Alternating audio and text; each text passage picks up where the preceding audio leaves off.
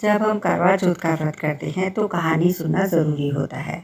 और कहानी सुनने के लिए हमें एक पट्टे पर करवा चौथ माता की फ़ोटो या मूर्ति कुछ भी रखें और उसके बाद में एक बाटके में गेहूँ, गुड़ या फिर कोई भी मिठाई और ₹1.25 रखते हैं। सवा नहीं तो ₹5, ₹11 जो भी आप रखना चाहें रखें और यह कहानी सुने। और करवा चौथ की कहानी के बाद में श्री गणेश जी की कहानी सुनना आवश्यक होता है। तो सुनते हैं करवा चौथ की कहानी। करवा चौथ की व्रत कथा। द्रौपदी से लेकर वीरवती तक यह है करवा चौथ की कथा। मंधाता कहने लगे कि जब अर्जुन इंद्रकील पर्वत पर तप करने चले गए थे तो उस समय द्रौपदी का मन उदास हो गया और वह चिंतित रहने लगी। यह सोचने लगी, अर्जुन ने बड़ा कठिन काम करना प्रारंभ कर दिया है। यह निश्चय है कि मार्ग में विघ्न उत्पन्न करने वाले बहुत से बैरी हैं। द्रौपदी की यह इच्छा थी कि पति देव के काम में कोई भी विघ्न ना आए। इसी चिंता में डूबती उतरती द्रौपदी श्री कृष्ण भगवान के पास जाती है और पूछती है। द्रौपदी बोली, हे जगन्नाथ, आप एक अत्यंत गुप्त व्रत को बताएं जिसके करने से सब ओर के विघ्न दुख सब टल जाएं। भगवान श्री कृष्ण बोले, महाभागे, जैसा आपने मुझसे पूछा है उसी प्रकार पार्वती जी ने महादेव जी से पूछा था। उनके प्रश्न को सुनकर महादेव जी ने कहा कि हे वीरारोहे, हे महेश्वरी, तुम सुनो, मैं तुम्हें सब विघ्न हारिणी करक चतुर्थी का व्रत कहता हूँ। पार्वती ने पूछा कि हे भगवान, करक चतुर्थी का महात्म्य और इस व्रत को करने की क्या विधि है? यह व्रत पहले किसने किया था और इसको भी कहिए। महादेव जी बोले, जहाँ बहुत से विद्वान रहते हैं, जिस जगह बहुत सा चांदी, सोना एवं रत्नों का भंडार है, जो सुंदर स्त्री पुरुषों के दर्शन से तीनों भुवनों को वशीभूत कर देता है, जहाँ निरंतर वेद ध्वनि होती रहती है, ऐसे स्वर्ग में भी रमणीय इंद्रप्रस्थपुर में वेद शर्मा नाम का एक विद्वान ब्राह्मण रहा करता था। उसकी पत्नी का नाम लीलावती था। वह एक सर्वगुण संपन्न सद्गुणी स्त्री थी। इस वेद शर्मा के से लीलावती के 7 परम तेजस्वी पुत्र और एक शुभ गुणों वाली पुत्री वीरावती कन्या उत्पन्न हुई। फिर वह ब्राह्मण अपने नील कमल सदृश नेत्रों वाली पूर्ण चंद्रमा के समान मुख वाली उस वीरावती कन्या को विवाह योग होने पर शुभ समय में वेद वेदांग शिक्षा व्याकरण आदि शास्त्रज्ञ उत्तम ब्राह्मण के साथ विवाह कर दिया। वीरावती ने अपनी भाभियों के साथ गौरी पूजन किया। फिर जब कार्तिक कृष्ण चतुर्थी तिथि आई, उस समय वीरावती और उसकी भाभी सब मिलकर बड़े प्रेम से संध्या के समय वट के वृक्ष को लिखकर उसके मूल में महेश्वर, गणेश, कार्तिकेय के साथ गौरी को लिखकर गंध पुष्प अक्षतों से इस गौरी मंत्र को बोलती हुई पूजने लगी। सर्वाणी शिवा को नमस्कार है। आप सौभाग्य और अच्छी संतति उन स्त्रियों को दें जो हर की प्यारी हैं और तेरी भक्ति वाली हों। उसके पार्श्व में स्थित महादेव, गणेश, स्वामी कार्तिकेय को धूप दीप और पुष्प अक्षतों से अलग अलग पूजन करें। वीरावती बालिका ही थी अभी, क्योंकि उसकी अभी अभी शादी हुई थी। भूख प्यास से पीड़ित होने की वजह से वह अचेत होकर भूमि पर गिर पड़ी। उस समय उसके बांधवगण रोने लगे। माता पिता, सातों भाई, कोई उसको हवा करने लगा, कोई मुख पर पानी छिड़कने लगा। उसका भाई कुछ सोच विचार कर एक बड़े भारी पेड़ पर चढ़ गया। बहन के प्रेम में पीड़ित था। उसने हाथ में एक जलती हुई मशाल ले ली और उस जलती मशाल को ही उसने चांद बनाकर छलने आगे लगा दिया और अपनी बहन को बोला, बहन अर्घ्य दे दे, तेरा चांद उग गया है। बहन ने सोचा चांद उग गया। वह अर्घ्य देकर खाना खाने भोजन करने बैठ गई। जब भोजन कर रही थी, पहले में बाल आया, दूसरे में छींक आई और तीसरे में उसके पति का बुलावा आ गया। ससुराल से आई कि उसका पति मर गया है, गुजर गया है।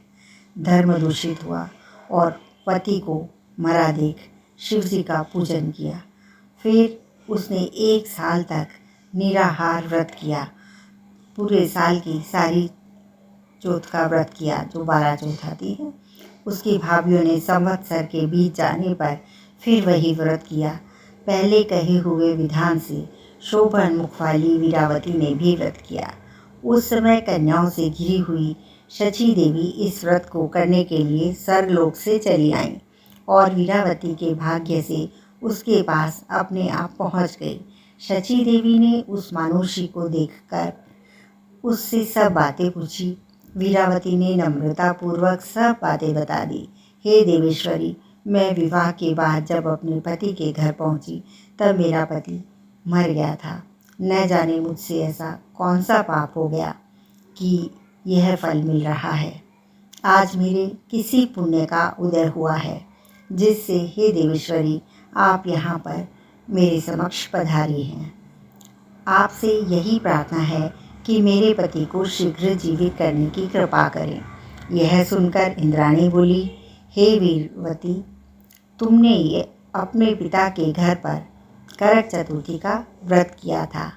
उस दिन वास्तविक चंद्रोदय के हुए बिना ही तुमने अर्घ्य देकर भोजन कर लिया था। इस प्रकार अज्ञानता से व्रत भंग करने की वजह से तुम्हारे पति को यह सजा मिली और वह मर गया। इस कारण आप अपने पति के पुनर्जीवित के लिए विधि पूर्वक उसी करक चतुर्थी का व्रत करिए। मैं उस व्रत के ही पुण्य प्रभाव से तुम्हारे पति को जीवित कर सकूंगी। श्री कृष्ण बोले, हे द्रौपदी, इंद्राणी के वचन सुनकर उस वीरावती ने विधि पूर्वक करक चतुर्थी का व्रत किया। व्रत के पूरा हो जाने पर इंद्राणी प्रसन्न मुद्रा में प्रकट हुई। वह एक चुल्लू जल लेकर वीरवती के पति के मरण भूमि पर छिड़क दिया। उसके पति को जीवित कर दिया। वो पति देवताओं के समान हो गया। वीरवती ने अपने घर पर जाकर अपने पति के साथ क्रीड़ा करने लगी, चौपड़ से खेलने लगी। धन्य धान्य सुंदर पुत्र से उसका दाम्पत्य जीवन फिर से आनंदित हो उठा। इस प्रकार चतुर्थी करवा चौथ के व्रत, करक चतुर्थी के व्रत की बहुत महिमा है और वर्षों से महाभारत काल से सभी लोग महिलाएं, सौभाग्यवती महिलाएं इसको करती आई हैं। ये चौथ माता सभी पर अपना आशीर्वाद बनाए रखना, सुहाग देना, भाग्य देना, निरोगी काया देना, घर में माया देना, कहते को, सुनते को, हुकारा भरते को, जो लोग ध्यानपूर्वक सुन रहे हैं और बीच में हुकारा भर रहे हैं, उन सभी का भला करना। सारे बोलो चौथ माता की जय, माता रानी की जय। जय श्री चौथ माता। श्री गणेशाय नमः। कहानी पसंद आई तो कमेंट बॉक्स में श्री गणेशाय नमः या जय श्री चौथ माता लिखना और चैनल को सब्सक्राइब कर देना। आप सभी का बहुत बहुत धन्यवाद। चौथ माता सभी को सुहाग भाग दे। जय चौथ माता की। अब कहानी आपने सुनी है। जो आंखें आपने बाटके में से हाथ में लिए थे, जितने भी 11 21 जो भी बिना गिने ही लेते हैं, वह आंखें आप हाथ में लें और पानी का लोटा पट्टे पे पहले भर के रखा होगा, वह लोटा लेके जाके सूर्य भगवान को जल अर्पित कर दें और वह आंखें चांदी की अंगूठी में के साथ लेकर आंखें नीचे जाने दें और अंगूठी वापस ले लें और सूर्य भगवान को अर्घ्य देकर उस वह नीचे जो पानी गिर गया उसको सिर पे लगा लें और सभी अपने बड़ों के पैर छू लें। पैर खाली हाथ नहीं छूते, कुछ भी 11 21 जो भी आप देना चाहें वह दें अपने सब बड़ों को। और सास को यदि आपने पट्टे पे साड़ी रखी है पूजा करने के पहले साड़ी ब्लाउज जो भी रखा है आपने, सास को सास नहीं हो तो ननद को, ननद नहीं हो तो जेठानी को दे। सारे बोलो चौथ माता की जय, गणेश जी की जय। और शाम को चांद उगने पर चांद को अर्घ्य दें। जो भी मीठा बना हो, चांदी का एक अंगूठी या सिक्का लें और जल लें, जल से चंद को अर्घ्य दें, भोग दें। और उसके बाद में अपने पति का पैर छुएं, बड़ों के पैर छुएं और भोजन कर लें। आपका व्रत पूर्ण हो जाएगा। करवा चौथ की कहानी सुनने के बाद गणेश जी की कथा अवश्य सुननी चाहिए, तभी व्रत का फल मिलता है। अब गणेश जी की कहानी, एक बुढ़िया माई की कहानी। यह एक लोक कथा है कि कैसे बुढ़िया माई पे गणेश जी प्रसन्न हुए। तो पढ़ी पूरी कहानी और सुने भी। एक बुढ़िया थी, वह बहुत ही गरीब और दृष्टिहीन थी, उसको दिखता नहीं था। उसके एक बेटा और एक बहू थे। वह बुढ़िया हमेशा गणेश जी की पूजा किया करती थी। एक दिन गणेश जी उसकी पूजा से प्रसन्न हुए और बोले, बुढ़िया माँ, तू चाहे जो मांग ले, मैं आज तुझे आशीर्वाद दूंगा और तेरे पे मैं प्रसन्न हूँ। तो बुढ़िया बोली, मुझे तो कुछ मांगना ही नहीं आता, कैसे और क्या मांगूँ। तब गणेश जी बोले, अपने बेटे बहू से पूछ कर मांग लेना, मैं कल आऊँगा। तो बुढ़िया माई ने कहा, ठीक है। तब बुढ़िया माई अपने बेटे के पास गई और बेटे से कहा, गणेश जी कल मुझे मेरे पास आए और मुझे बोल रहे थे तू कुछ मांग ले, तो बेटा मैं क्या मांगूँ। बेटा ने कहा, माँ तू धन मांग ले। तो बुढ़िया माई ने बोला, ठीक है। फिर वह अपनी बहू के पास गई, बहू से पूछा कि मेरे को गणेश जी सपने में आए और उन्होंने बोला कि बुढ़िया माई जो मांगे मांग ले, मैं तुझे दूंगा। तो बहू बोलती है, नाती मांग ले, पोता मांग ले। तब बुढ़िया ने बोला, ठीक है। तब बुढ़िया माई ने सोचा, ये तो अपने अपने मतलब की बात कह रहे हैं। तो बुढ़िया माई ने सोचा, मैं पड़ोसी के पास जाती हूँ। पड़ोसी के पास गई और उसने कहा, पड़ोसन को सारी बात बताई। तो पड़ोसी ने कहा, बुढ़िया तू तो थोड़े दिन जिएगी, तू क्यों धन मांगे, क्यों नाती मांगे, सब इधर ही रह जाएगा। तू तो अपने दीदे और गोड़े मांग ले, मतलब अपनी आंखें मांग ले जो तेरे को दिखती नहीं है, और अपने घुटने मांग ले ताकि तू चल फिर सके, जिससे तेरी सारी जिंदगी आराम से कट जाएगी। बुढ़िया माई ने सोचा, हाँ पड़ोसन सही कह रही है। तो वह अपने घर पे चली जाती है और सोचती रहती है कि क्या मांगूं। दूसरे दिन गणेश जी फिर से आते हैं और गणेश जी बोलते हैं, बुढ़िया माई मांग ले, क्या मांगना है। इस पर बुढ़िया बोली, यदि आप प्रसन्न हैं तो मुझे 9 करोड़ की माया दो, निरोगी काया दो, अमर सुहाग दो, दीदा दो, घोड़ा दो, नाती दो, पोता दो और सब परिवार को सुख दो और अंत में मोक्ष दे। यह सुनकर गणेश जी बोले, बुढ़िया माई तू तो कह रही थी तुझे मांगना ही नहीं आता, तूने तो सब कुछ मांग लिया, तूने तो मुझे ठग लिया। फिर भी जो कुछ तूने मांगा वचन के अनुसार सब तुझे मिलेगा।